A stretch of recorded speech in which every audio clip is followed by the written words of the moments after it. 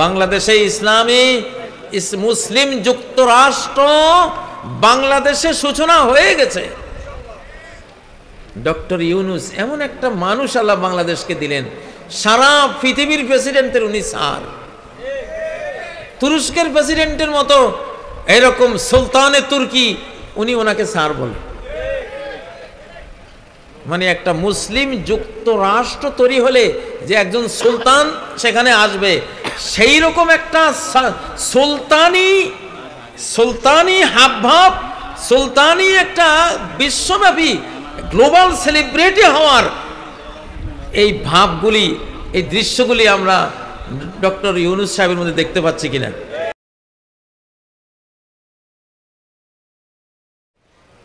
আমি ঘোষণা দিয়ে আসছি মুসলিম যুক্তরাষ্ট্র, 57 মুসলিম দেশ মিলে মুসলিম যুক্তরাষ্ট্র হবে ইনশাআল্লাহ, যেটাকে আপনারা খেলাফত বলেন। কি বলেন? খেলাফত বলেন, বা যেটাকে ইসলামী আন্দোলনের ভাষায় ইসলামী হুকুমত বলা হয়, বা হবে এবারাতিন উখরা, সৎলোকের শাসন। আর কি আপনারা বলেন না? সৎলোকের শাসন চাই, আল্লাহর আইন চাই। আসলে জিনিস একটাই, জিনিস কি একটাই। আজকে ফিলিস্তিনের মায়েদের খুন, নিষ্পাপ শিশুদের খুন থেকে বাঁচাতে হলে একটা বিশ্ব শক্তির দরকার। একটা পুরো বিশ্ব শক্তি ইসলামের বিরুদ্ধে লেগেছে, কারণ তারা জানে যে ইসলামের শেষ বিশ্বায়নে গোটা পৃথিবী ইসলাম দখল করে নেবে। গোটা পৃথিবী ইসলামাইজেশন হবে, গ্লোবালাইজেশন হবে, ইসলামের বিশ্বায়ন হবে। এবং সেই বিশ্বায়ন শুরু হয়েছে বাংলাদেশ থেকে। বাংলাদেশ থেকে কিভাবে বাংলাদেশ থেকে শুরু হলো? বাংলাদেশের জনসংখ্যা 40 কোটি। কত কোটি? 40 কোটি। 40 কোটি জনসংখ্যা বাংলাদেশে। এটাকে ভারতীয়রা আমাদেরকে মানে একটা পুয়োর জাতি হিসেবে আমাদের উপরে আধিপত্যবাদ চাপিয়ে দেওয়ার জন্য 18 কোটির গল্প শোনায়। এবং বিগত 17 বছরের রেজিম 1997 সালে যেই আদমশুমারি হয়েছিল সেই গণনা শোনায়। 1971 সালে পশ্চিম পাকিস্তানের জনসংখ্যা ছিল 5 কোটি, আর এখন 25 সালে তাদের জনসংখ্যা 25 কোটি। 1971 সালে বাংলাদেশের জনসংখ্যা ছিল 7.5 কোটি। 5 কোটি যদি 25 কোটি হয়, 7.5 কোটি কত কোটি হতে পারে বলেন? আপনারা কি হিসাব বুঝেন না? বর্তমান পৃথিবীতে 20 কোটি জনসংখ্যা যে রাষ্ট্রের নাই, সে রাষ্ট্রের কোনো শক্তি নেই, ভ্যালু নাই। কমপক্ষে 20 কোটি জনসংখ্যা যাদের নাই, তাদের কোনো ভ্যালু নাই, শক্তি নাই। তুরস্কের এরদোগানের জনসংখ্যা 8 কোটি, মাত্র 8 কোটি। এই জন্য উনি কাজাকিস্তান, তাজিকিস্তান, কিরগিজস্তান সহ, আজারবাইজান সহ তার যেই তুর্কি জাতি, তাদেরকে একসাথ করতে প্রাণান্ত চেষ্টা করছেন জনসংখ্যার ঘাটতিটা পূরণ করার জন্য। এবং এরদোগানের রাজনীতি বুঝে বিশ্ব খেলোয়া, এই জন্য বিভিন্ন দেশে, কাতারে, ইরাকে, আফ্রিকায় সামরিক ঘাঁটি করছেন। বাংলাদেশেও তিনি আসছেন তার জনসংখ্যার ঘাটতি পূরণ করার জন্য। আমরা মুসলিম যুক্তরাষ্ট্র যদি হই, আজকে মার্কিন যুক্তরাষ্ট্র আমাদের ইসলামিক যুক্তরাষ্ট্র থেকে শিক্ষা নিয়ে তারা যুক্তরাষ্ট্র হয়েছে। নবীজির যে মদিনা রাষ্ট্র, সেটা কি ছিল? মুসলিম যুক্তরাষ্ট্র ছিল। যেখানেই মুসলিম দেশ থাকবে, একজন প্রেসিডেন্ট থাকবে। এক ওমর অর্ধ পৃথিবী শাসন করেছিলেন না? আজকে ফিলিস্তিনের যেই গণহত্যা, এটা কি ফিলিস্তিনিদের পক্ষে মোকাবেলা করা সম্ভব না। এটা সিরিয়ার পক্ষেও সম্ভব না, এটা আরব জাহানের পক্ষেও সম্ভব না। এটা গোটা মুসলিম জাহান ঐক্যবদ্ধ হলেই কেবল কি মোকাবেলা করা সম্ভব। এজন্য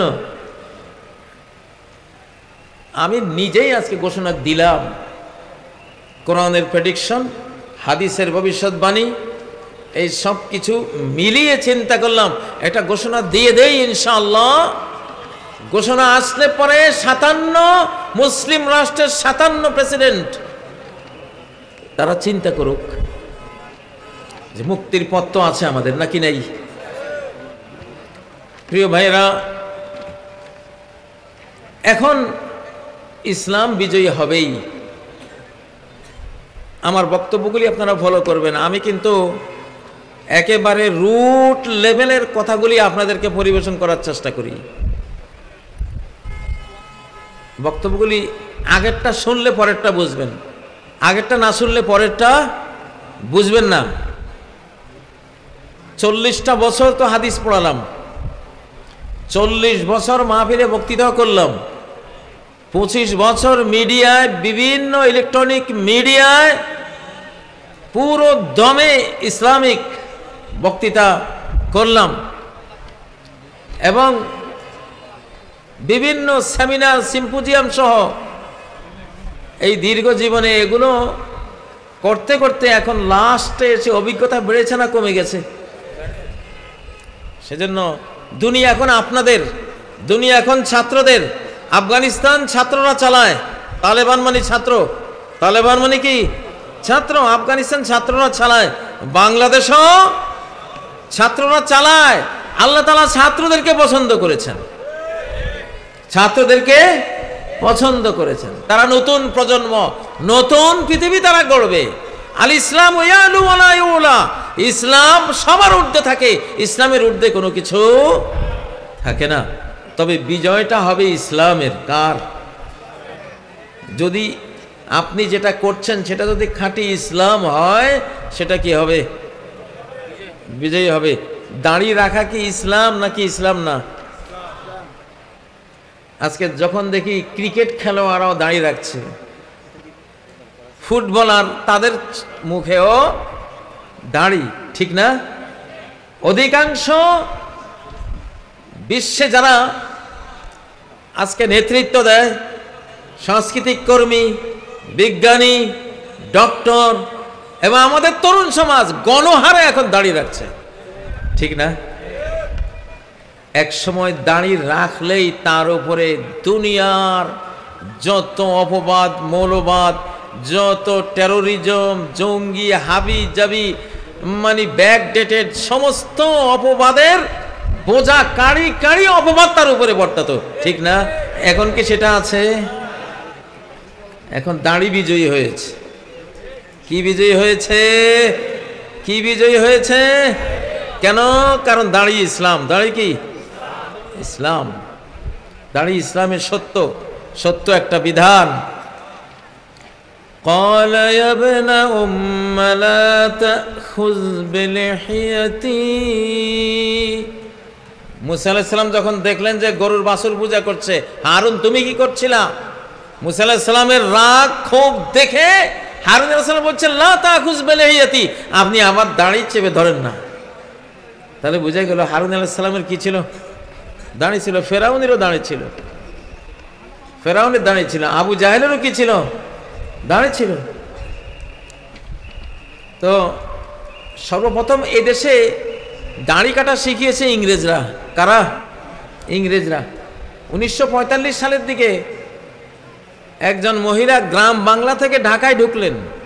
ওনার জীবনে উনি দাড়ি কাটা কোনো পুরুষ দেখেন নাই। ঢাকায় ঢোকার পরে উনি দাড়ি কাটা একজন পুরুষ দেখে প্রশ্ন করলেন, এটা কি মানুষ? দেখতে তো পুরুষ বলে মনে হচ্ছে, কিন্তু দাড়ি নেই। এক সময় সবাই গণহারে দাড়ি রাখতো, কিন্তু আরেক সময় দাড়িটা চরমভাবে কলঙ্কিত হয়েছে ইংরেজদের কারণে, আবার সেই দাড়ি বিজয়ী হয়েছে। এখন দাড়ি একটা ফ্যাশনও, ঠিক না? এখন দাড়ি না রাখলে এটা খারাপ লাগে, দাড়ি রাখলে ভালো লাগে। তাহলে যেটা ইসলাম সেটা বিজয়ী হচ্ছে কিনা? উলঙ্গপনা তো সমাজে আছে, আমরা জানি, কিন্তু কম্পেয়ার করলে আমার মনে হয় বোরকা বিজয়ী হয়েছে, ঠিক না? আমাদের সমাজে বোরকার সংখ্যাটা কি কমেছে না বেড়েছে? ওয়ান্তুমুল আ'লাউনা ইন কুনতুম মুমিনিন, তোমরা উপরে থাকবা যদি তোমাদের ভেতরে ঈমান থাকে। যদি কি থাকে? ঈমান থাকে। প্রিয় ভাইয়েরা, ঈমানের সাথে কেউ পারে না, ঈমানের সাথে কেউ বিজয়ী হতে পারে না। যেটা ঈমান এটা বিজয়ী হবে। এখন আল্লাহু আকবার স্লোগান বিজয়ী হবে। জয় বাংলা পরাস্ত হয়েছে কিনা? আল্লাহু আকবার বিজয় হয়েছে কিনা? আল্লাহু আকবার। তাইলে আপনারা ইসলামের বিজয় টের পাচ্ছেন তো? টের পাচ্ছেন না? ইসলামের বিজয় বাংলাদেশে হয়ে গেছে, আলহামদুলিল্লাহ। বাংলাদেশে ইসলামী মুসলিম যুক্তরাষ্ট্র বাংলাদেশে সূচনা হয়ে গেছে। ডক্টর ইউনূস এমন একটা মানুষ আল্লাহ বাংলাদেশকে দিলেন, সারা পৃথিবীর প্রেসিডেন্টের উনি স্যার। তুরস্কের প্রেসিডেন্টের মতো এরকম সুলতানে তুর্কি, উনি ওনাকে স্যার বলে। মানে একটা মুসলিম যুক্তরাষ্ট্র তৈরি হলে যে একজন সুলতান সেখানে আসবে, সেই রকম একটা সুলতানি হাবভাব, সুলতানি একটা বিশ্বব্যাপী গ্লোবাল সেলিব্রিটি হওয়ার এই ভাবগুলি, এই দৃশ্যগুলি আমরা ডক্টর ইউনূস সাহেবের মধ্যে দেখতে পাচ্ছি কিনা? তাহলে বাংলাদেশে 2024-এর 5ই আগস্ট আসলে মুসলিম যুক্তরাষ্ট্র তৈরি হওয়ার একটা রহমত নাজিল হয়েছে। ফিলিস্তিনকে রক্ষা করার 2/3 দায়িত্ব বাংলাদেশের উপরে। কোন দেশের উপরে? এটা আমরা জানি। আমরা হলাম স্রষ্টার বাঁশি, তিনি যখন বাজান তখন বাজি। এই বাংলাদেশে বহু শাহজালাল আছে, বলে গেলাম, কোন গৌর গোবিন্দের কোন চক্রান্ত সফল হবে না ইনশাআল্লাহ। বহু শাহজালাল আছে, ডিফেন্ডার আছে, ডিফেন্স। এই দেশের সরকার, তোমরা মুসলিম যুক্তরাষ্ট্র তৈরি করো, ঘোষণা দাও। মুসলিম এক রাষ্ট্রের উপরে হামলা হলে 57 রাষ্ট্রের উপরে হামলা বলে এটা ধরা হবে, এবং 57 দেশের সৈন্য দিয়ে তার জবাব দেওয়া হবে ইনশাআল্লাহ। এবং বাংলাদেশ থেকে এটা সূচনা হয়েছে, মুসলিম বিশ্বায়নের সূচনা। আল্লাহ তাআলা বাংলাদেশকে কেন চুজ করেছেন? এত তরুণ কোনো মুসলিম দেশে নাই, এত বুদ্ধিদীপ্ত তরুণ পৃথিবীর কোনো দেশে নাই। দুনিয়া বুঝে 2 কোটির মতো মানুষ সারা বিশ্বে ছড়ানো, গোটা পৃথিবীটাই যেন বাংলাদেশের হাতের মুঠে এখন। এই জন্যই সারা বিশ্ব নেতারা এখন বাংলাদেশমুখী, আলহামদুলিল্লাহ। কিছু একটা আছে এখানে, কিছু একটা, কার ভেতরে কি আছে বলা যায় না। এখন এটা বাংলাদেশের ব্যাপারে খাটে, বাংলাদেশের ভেতরে যে কি আছে এটা এখন বলা যায় না। এখানে বিশাল একটা কিছু আছে, আলহামদুলিল্লাহ। গাজওয়াতুল হিন্দের রণক্ষেত্র তো এই বাংলাদেশ। 17 বছর গাজওয়াতুল হিন্দের মধ্যেই ছিলাম। এখনো হিন্দুস্তান বসে বসে 24 ঘন্টা আমাদের বিরুদ্ধে মিডিয়া যুদ্ধ চলছে কিনা? এটা গাজওয়াতুল হিন্দের প্রপাগান্ডা পার্ট, এটা চলছে। চক্রান্ত যুদ্ধ চলছে কিনা? চলছে। এটা এখনো আবার কামব্যাক, আবার ফিরে আসতেছে ফ্যাসিবাদ। এইসব ভুয়া কথার একেবারে চতুর্দিকে প্রচার চলছে কিনা? চলছে। তো আমরা তো ইনশাল্লাহ হিন্দুস্তান বিরোধী যুদ্ধের গাজী, যুদ্ধ আমরা চাপিয়ে দিচ্ছি না, তারা চাপিয়ে দিচ্ছে আমাদের উপরে, ঠিক নয় কি? ফিলিস্তিন আর বাংলাদেশ একই হিসাব, দুইটা রাষ্ট্রের অবস্থা একরকম। ফিলিস্তিনে একটা সন্তান জন্ম হলে ফিলিস্তিনের কোনো রাষ্ট্রীয় ক্ষমতা বা কোনো শক্তিশালী দল হলে ইসরায়েল মনে করে আমার জন্য থ্রেট, আমার জন্য এটা হুমকি। ঠিক বাংলাদেশে একটা শক্তি হলেই ভারত মনে করে এটা আমার জন্য হুমকি, ঠিক নয় কি? তো ফিলিস্তিনকে যেমন র আর মোসাদ আর র মিলে তারা ধ্বংস করছে, এই বাংলাদেশের পিছনেও র মোসাদ আছে, কঠিনভাবে আছে। তাদের চক্রান্ত থেমে নেই, আমাদের সজাগ থাকতে হবে ইনশাল্লাহ। তবে আমরা সাবধান করে দিচ্ছি, বাংলাদেশের উপরে হাত দিবা, যারা হাত দিবা তাদের রাষ্ট্র সুদ্ধা দখল করে মুসলিম সাম্রাজ্যের বিস্তার ঘটানো হবে ইনশাআল্লাহ।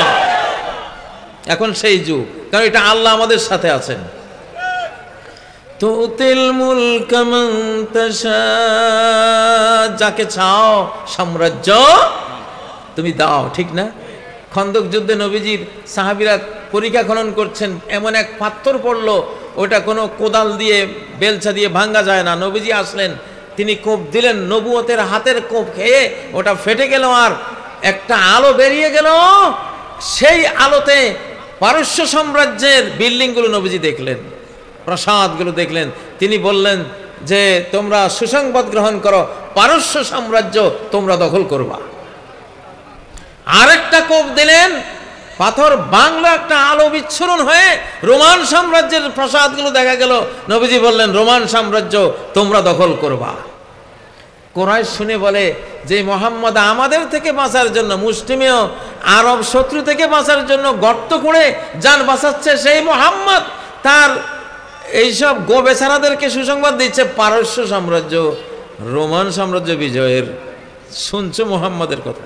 তখন আল্লাহ আয়াত নাজিল করলেন, সাম্রাজ্য তো মোহাম্মদের না, সাম্রাজ্য কার? আল্লাহর। তিনি চাইলে যাকে চান তাকে দিতে পারেন। আল্লাহ চাইলে বাংলাদেশকে বাংলা এম্পায়ার করে দিতে পারেন ইনশাআল্লাহ, ঠিক নয় কি?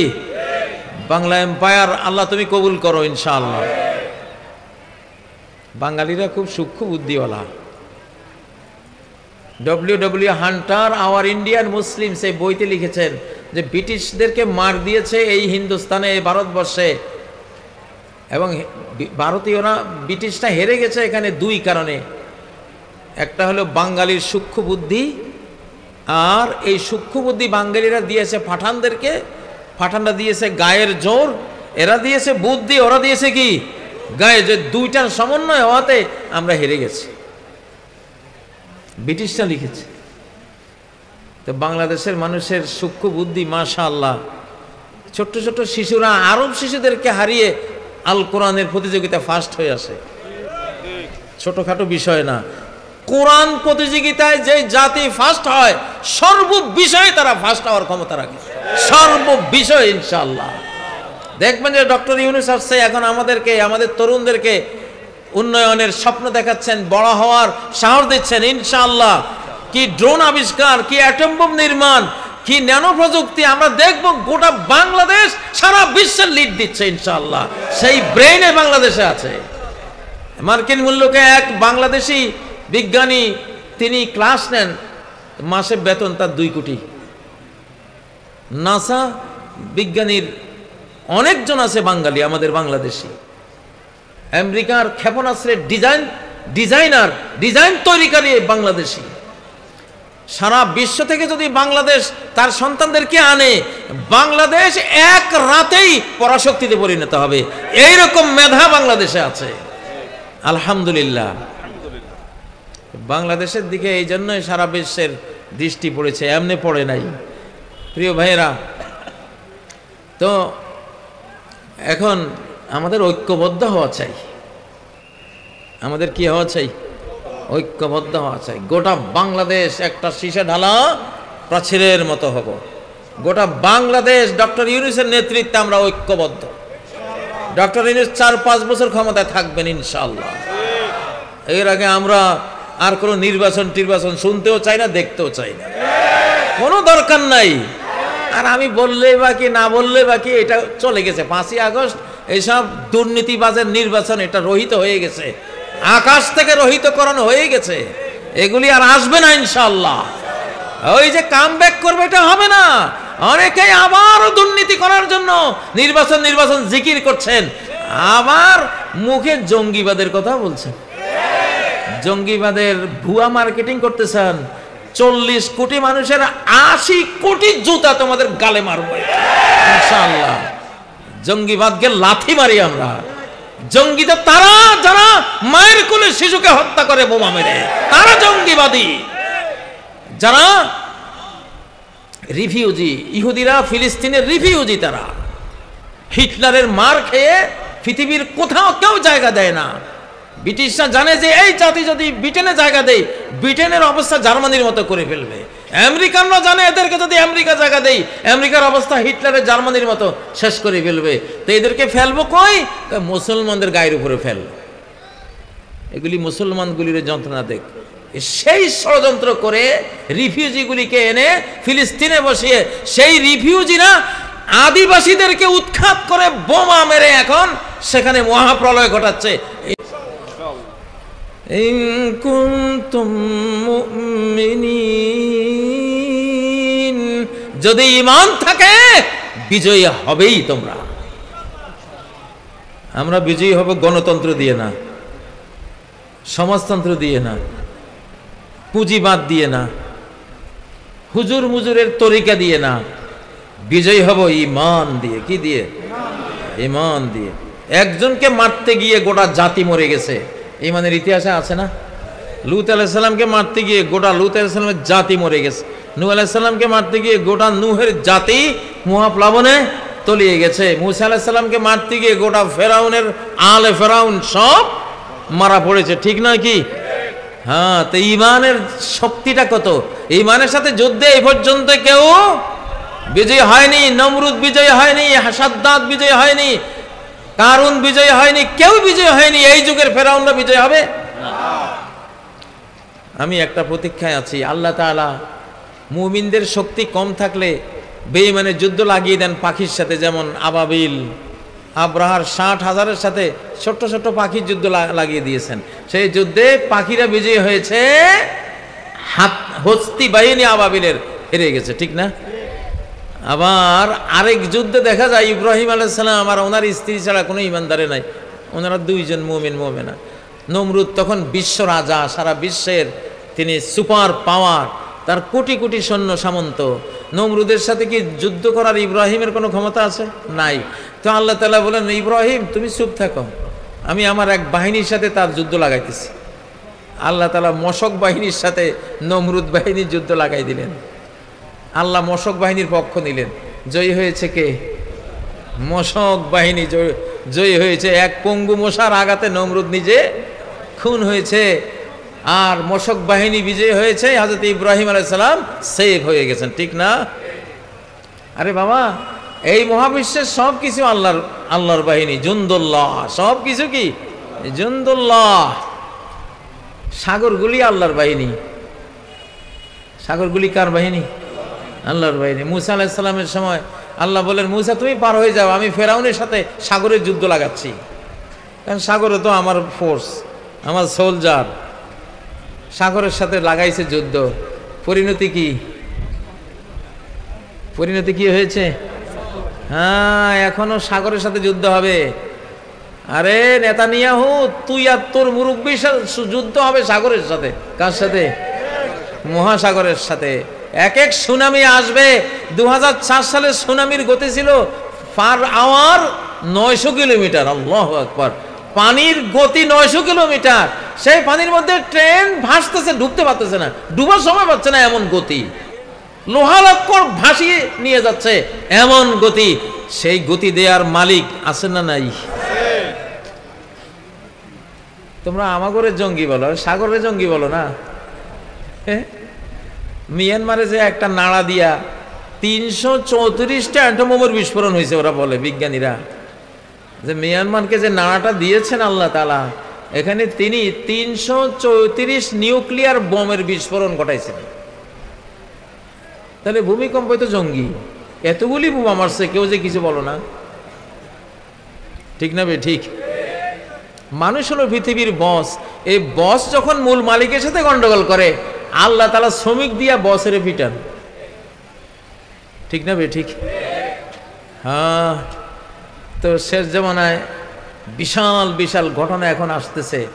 অ্যাস্টেরয়েড, একটা আকাশ থেকে পাথর পড়বে হয়তো 150 কিলোমিটার লম্বা, এটা হয়তো আটলান্টিক মহাসাগরে আল্লাহ মারবেন, এটা আছে অনেক প্রেডিকশনে, ভবিষ্যৎবাণীতে আছে। এটা আটলান্টিক মহাসাগরে মারলে এটার ধাক্কায় যে পারমাণবিক বিস্ফোরণ হবে, একটা মহাদেশ মানচিত্র থেকে মাটির নিচে চলে যাবে। সে মহাদেশ কোনটা আমি নাম নেব না। যেদিন আপনারা শুনবেন আর বিশ্বের সব ব্যবসায়ীরা কাঁদবে, যাহারে ওয়ার্ল্ড ট্রেড সেন্টার তো ওই মহাদেশে ছিল, সব ব্যাংক ব্যালেন্স যা রুজি রোজগার সব ওইখানে ছিল। মুলুকুল আরদ তাবকি তানুহু আলাইহিম মুলুকুল আরদ প্রেডিকশনে আছে, সারা পৃথিবীর রাজা মহারাজারা কাঁদবে যে আমাদের সব গেছে। অপেক্ষায় আছি ইনশাআল্লাহ, এই সংবাদ একদিন শুনবো। যারে কেউ মারতে পারে না ওরে আল্লাহ মারে, যারে কেউ মারতে পারে না ওরে কে মারে? আল্লাহ মারেন। তো সে আল্লাহর কোরআনে তো এগুলি আছে। বেশি তাকাব্বুর করিস না নেতানিয়াহু আর তোর মুরব্বীরা, বেশি তাকাব্বুর করিস না, অহংকার করিস না, ইগো দেখাস না। মারের ছোটে, আকাশের মারের ছোটে আমান্তু কইয়া চিৎকার দিবি এক সময় ইনশাআল্লাহ, ঠিক না বে ঠিক? আর যারা এখন আমাদের সাথে গন্ডগোল করে, আমি জানি সব খ্রিস্টান ইসলাম কবুল করে ফেলবে ইনশাআল্লাহ। খ্রিস্টানরা একটু বুলাবালা ভালো টাইপের। ওই মিনাহলিল কিতাবি ইল্লা লা ইউমিনান্না, সমস্ত আহলুল কিতাব খ্রিস্টান বিশেষ করে সবাই ঈমান নিয়ে আসবে। ঈসা আলাইহিস সালাম যখন আসবেন ওই সময় পুরা খ্রিস্টান জাহান, আমেরিকা, ইউরোপের সব খ্রিস্টানরা মুসলমান হয়ে যাবে ইনশাআল্লাহ। তো তখন তোমরাই মৌলবাদী হইবা ইনশাআল্লাহ, আমাদের চেয়ে বেশি মৌলবাদী হইবা। আমি কথা লম্বা করব না। আসলে ফিলিস্তিন রক্ষার জন্য আগামীকালকে মার্চ ফর গাজা আমরা ঘোষণা দিয়ে রাখছি, ছাত্ররা ঘোষণা দিয়েছে। তো এইটা সময়ের দাবি। ফিলিস্তিন রক্ষার 3 ভাগের 2 ভাগ দায়িত্ব বাংলাদেশের। বাংলাদেশ পারে। বাংলাদেশের সাইফুল আজম, আমি ওই মাহফিলও বলে আসছি, সাইফুল আজম একমাত্র পাইলট 1967 যুদ্ধে এই বাংলাদেশি পাবনার এই ছেলে একাই গোটা ইসরায়েলকে পরাস্ত করার মতো কাজ করেছে। ইসরায়েলের 4টা জঙ্গি বিমান নিজে ভূপাতিত করেছে। জর্দানের হয়ে লড়াই করে বিজয়ী হয়ে, পরের দিন ইরাকের হয়ে লড়াই করে সেখানেও সে বিজয়ী হয়েছে। তার ফুল টিম 40 থেকে 44টা ইসরায়েলি বিমান ভূপাতিত করেছে। এই সাইফুল আজমের কারণে সেদিন ইসরায়েল পুরো আরব জাহানকে ধ্বংস করতে পারেনি। এটা সেই সাইফুল আজমের দেশ ইনশাআল্লাহ। সাইফুল আজমকে আল্লাহ ওখানে কেন এইভাবে বিজয়ী করলেন, সেই ইতিহাস রেখে দিলেন কেন? এই জন্যই যে সাইফুল আজমের বাংলাদেশের বিরাট দায়িত্ব ভবিষ্যতেও বর্তাবে, সেটা আছে ইনশাআল্লাহ। আমাদের ডক্টর ইউনূস সাহেব একটা ঘোষণা দিলে আমরা আশা করি মুসলিম যুক্তরাষ্ট্র তৈরি হবে এবং ফিলিস্তিন রক্ষারও বিশাল কাজ হয়ে যাবে ইনশাআল্লাহ। আল্লাহ তাকে সেই সম্মান দিয়েছেন। আমরা বলি ডক্টর ইউনূস সাহেব, ভয় পাওয়ার কোনো কিছু নাই, ভয় তারা আমাদেরকে পাবে এখন ইনশাআল্লাহ। এখন আকাশ আমাদের সাথে, আল্লাহ রব্বুল আলামিনের ফেরেশতা বাহিনী আমাদের সাথে, সমস্ত সৃষ্টি প্রকৃতি এখন বিদ্রোহী হয়ে অপরাধীকে মারার জন্য রেডি হয়ে আছে, আল্লাহর কমান্ডের অপেক্ষায় আছে শুধু। এখন আর ভয় পাওয়ার কোনো কিছু নাই। তো অতএব বাংলাদেশ এগিয়ে যাবে, মুসলিম বিশ্ব একটি মুসলিম যুক্তরাষ্ট্র হয়ে তারা ঐক্যবদ্ধ হবে। ফিলিস্তিন হবে রাজধানী। আমাদের মুসলিম যুক্তরাষ্ট্রের রাজধানী আক্রান্ত হয়েছে, আমরা কি বসে থাকবো? আমাদের বসে থাকার সুযোগ নাই, কারণ আমাদের বাইতুল আকসাতেই ঈসা আলাইহিস সালাম রাজধানী করে গোটা বিশ্ব শাসন করবেন। এই ফিলিস্তিনকে রাজধানী করে ইমাম মাহদী গোটা বিশ্ব শাসন করবেন। আজ থেকে, এখন থেকে আমরা মনে করব যে আমাদের ফিলিস্তিন মুসলিম যুক্তরাষ্ট্রের রাজধানী, ইসরায়েল সেখানে আক্রমণ করেছে। আমরা প্রতিটি মুসলিম এর বিরুদ্ধে আমরা যুদ্ধে ঝাঁপিয়ে পড়লাম ইনশাআল্লাহ।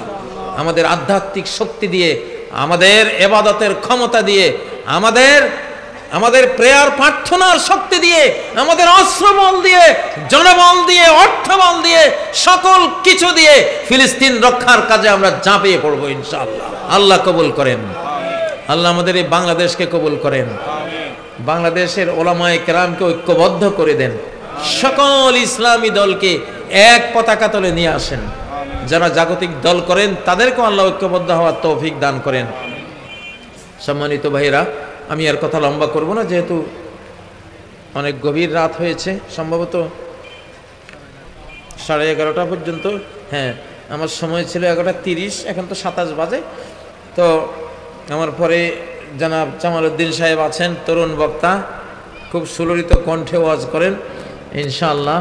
এখন তো বাংলাদেশ জামাল সাহেবদের, আমরা যারা 60 বছর পার হলে মানুষকে আল্লাহমুখী হতে হয়, পরকালমুখী হতে হয়। 7 বছরের পরে সে যেখানে যাবে অনন্ত লোকে, সে অনন্ত লোকের পাল্লাটা তার ভারী হতে হয়। দুনিয়ার সম্পর্ক থেকে একটু একটু করে কমিয়ে ওই মুখী হয়ে যেতে হয়। তা আমরা তো 60 পার হয়েছি। এখন বাংলাদেশেরও জামাল সাহেবদের, এই যে ডক্টর শফিক সাহেবদের, আপনাদের, আমরা যারা মুরব্বী লেভেল আছি, আমরা আছি আপনাদের সাথে, পরামর্শ দেব, সাহস দেব, অভিজ্ঞতা দেব, প্রার্থনা, যুদ্ধও করবো ইনশাল্লাহ। আমরা পুরান গাড়ি শক্তিশালী বেশি, পুরান জাপানি গাড়ি, নতুন গাড়ি বসকায় যায় এগুলির সাথে লাগলে। তাই পুরান গাড়ি যেগুলি আছে ইনশাল্লাহ আপনাদের সাথে আছে। কিন্তু মূলত দেশটা এখন ছাত্রদের। আফগানিস্তানও ছাত্ররা জয় করেছে, বাংলাদেশও ছাত্ররা জয় করেছে, এবং ফিলিস্তিনেও ছাত্ররাই লড়াই করতেছে, ঠিক না? ছাত্রদের জয় জয়কার ইনশাআল্লাহ। ছাত্ররা আমাদের সন্তান, আমরা শিক্ষক, আমরা তাদের বিজয় দেখব ইনশাআল্লাহ। আল্লাহ তাদেরকে পছন্দ করেছেন, চুজ করেছেন, তাদের মনোনীত করেছেন। তার এই নতুন ইসলামী বিশ্বায়ন, সর্বশেষ বিশ্বায়নের জন্য ছাত্র সমাজকে আল্লাহ মনোনীত করেছেন। ইমাম মাহদী যখন আসবেন 40 বছর, ছাত্র জীবন মাত্র পার হয়ে তিনিও আত্মপ্রকাশ করবেন ইনশাআল্লাহ। অতএব আমরা আছি তোমাদের সাথে। আল্লাহ আমাদের সবাইকে কবুল করুন, যার যার শক্তি মতো, বয়স মতো আল্লাহর দ্বীনের শেষ বিজয়ে আমরা যাতে অংশ নিতে পারি। সুবহানাকাল্লাহুম্মা বিহামদিক, আশহাদু আল্লা ইলাহা ইল্লা আনত, আস্তাগফিরুকা ওয়া আতুবু ইলাইক। আসসালামু আলাইকুম ওয়া রাহমাতুল্লাহি ওয়া বারাকাতুহু।